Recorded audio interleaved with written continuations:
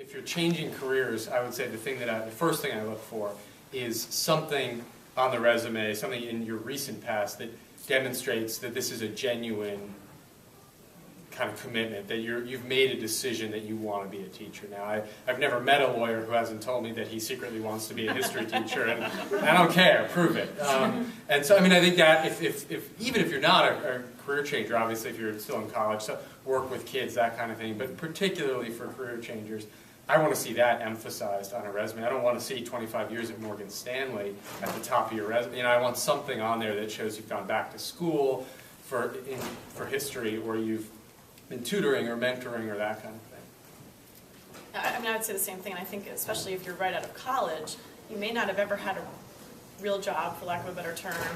You haven't had a lot of time to even do it. But, you know, if you taught Sunday school, if you did anything like that to show that you have at some point had to deal with and manage kids, and, you know, you have to put for me, and I'm not like many people I've learned after doing this panel for many years, but I get hundreds and hundreds and hundreds of resumes. So you have to make me read past the third line. So if I, you know, put your best thing at the top.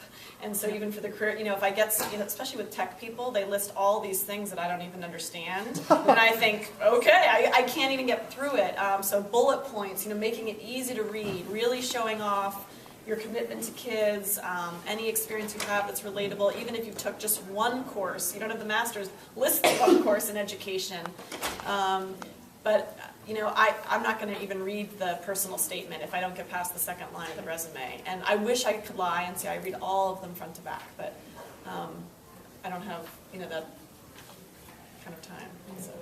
Although for us as a boarding school, if you were looking at boarding schools, it is important to include those extra skills. You never know when your Girl Scout camp experience is going to come in and be viewed as some residential life work. So boarding school, it's 60%. Teaching is 60% of your job, and the other 40%, we require camping. So if you went to Boy Scout camp, it would be nice to know.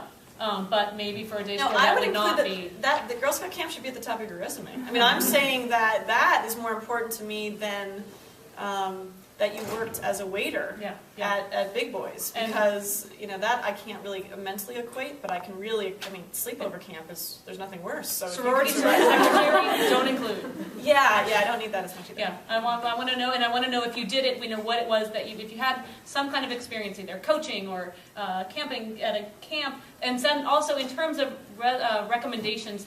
I'm looking for some kind of professional recommendation. You may get a glowing recommendation from your next door neighbor, but you know what? Unless she can say she worked for me and showed up on time, it's hard to understand what the context is.